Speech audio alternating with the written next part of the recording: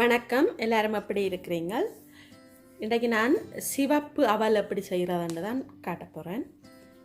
இந்த சிவப்பு அவல் வந்து நெல்லில் தான் செய்கிறது. ஆனால் நான் இது வந்து கடையில் வேண்டின அவல் தான். இது நல்ல ஒரு ஹெல்த்தியான அவல் உண்டு. இதை இப்போ எப்படி செய்கிறதுன்னு பார்ப்போம். இதில் நான் 1.5 கப் அவல் எடுத்திருக்கிறேன். 348 கிராம். 1.5 கப்புன்னா 348 கிராம் வருது.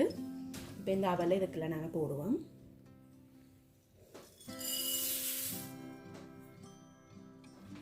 இந்த அவலை வந்து நாங்கள் தண்ணியில் கன நேரம் ஊற வைக்கக்கூடாது.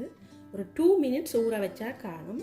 நாங்கள் நிறைய நேரம் ஊற வைக்கும்போது இந்த அவல் வந்து எங்களுக்கு களி மாதிரி வந்துடும். அதனால் ஒரு 2 மினிட்ஸ் நாங்கள் ஊற வச்சா காணும்.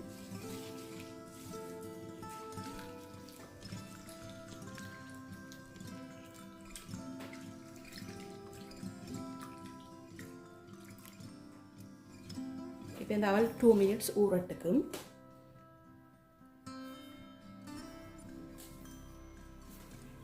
இப்போ இந்த அவல் 2 மினிட்ஸாக நல்லா ஊறி வந்திருக்குது. பார்த்தீங்கன்னா தெரியும். இதை நாங்கள் இப்போ தண்ணியை கொஞ்சம் அவலை கழுவி எடுப்போம். எடுத்துட்டு தண்ணியை வடிச்செடுப்போம். நான் இப்போ இந்த அவலின் தண்ணியை வடிச்செடுத்துட்டேன். முதல் விட்ட தண்ணியை நாங்கள் இன்னும் ஒருக்கா தண்ணி கொஞ்சம் விட்டு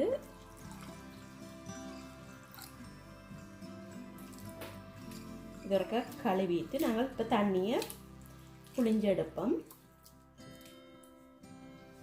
எந்த தண்ணியும் இல்லாமல் நல்லா புளிஞ்செடுக்கணும். இந்த மாதிரி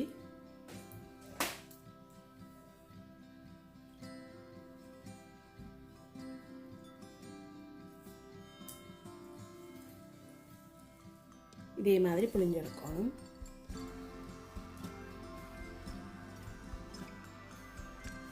எல்லாத்தையும் இதே மாதிரி புளிஞ்செடுப்போம்.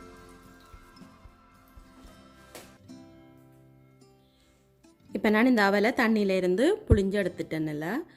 எந்த ஈரமும் இல்லை, தண்ணித்தன்மை இல்லை. நாங்கள் 2 நிமிஷம் ஊற வச்சபடியாக எங்களுக்கு இப்படி உதிரி உதிரியாக அவல் இருக்குது.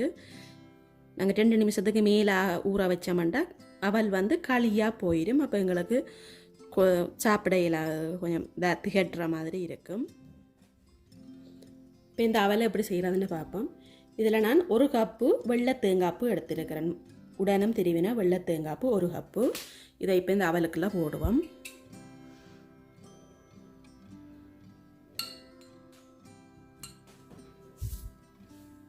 இதில் ப்ரௌன் சுகர் எடுத்துருக்கிறேன்.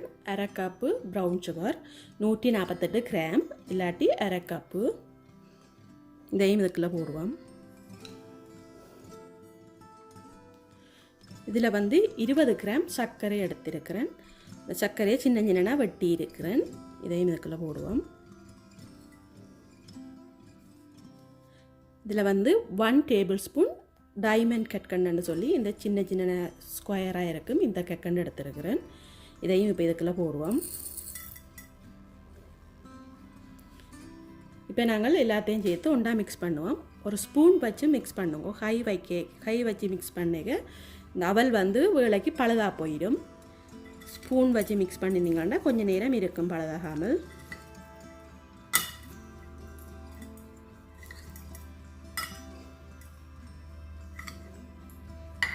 இதை நீங்கள் வந்து காலையில் பிரேக்ஃபாஸ்ட்டுக்கும் கூட சாப்பிடலாம்.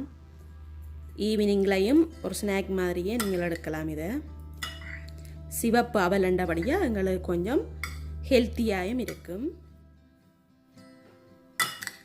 நவராத்திரி காலத்தில் இந்த அவல் வந்து விசேஷமாக எல்லாருமே வீட்டில் செய்வோம். நாங்கள் வீட்டிலையும் சரி கோயில்லையும் சரி கூட செய்கிறோம். நாங்கள் நவராத்திரிக்கு மட்டும் செய்யாமல் நீங்கள் வீட்டிலையும் இதையே செய்து சாப்பிடலாம்.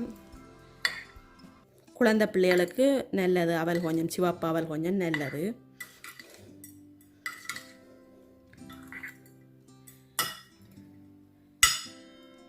இது இப்போ நல்லா மிக்ஸ் பண்ணியாச்சுது. இந்த அவலை சீனியும் சர்க்கரையும் கற்கண்டும் சேர்ந்து தேங்காய்ப்பும் அவளோட சேர்ந்து சாப்பிட நல்ல டேஸ்டாகவும் இருக்கும்.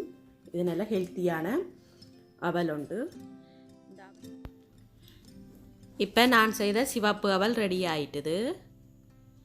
நல்ல டேஸ்டாகவும் இருக்கும், நல்ல ஹெல்த்தியான அவலும். இந்த அவல் வீடியோ உங்களுக்கு பிடிச்சிருந்தா என்னுடைய வீடியோவுக்கு லைக் பண்ணுங்க, ஷேர் பண்ணுங்க, கமெண்ட்ஸ் பண்ணுங்க. புதுசாக பார்க்குறீங்களா இருந்தால் மறக்காமல் என்னுடைய சேனலை சப்ஸ்கிரைப் பண்ணிடுங்க. கூடவே அந்த பெல் பட்டனையும் கிளிக் பண்ணுங்க. அப்போ தான் நான் போடுற வீடியோ உங்களுக்கு நோட்டிஃபிகேஷன் வரும். நன்றி.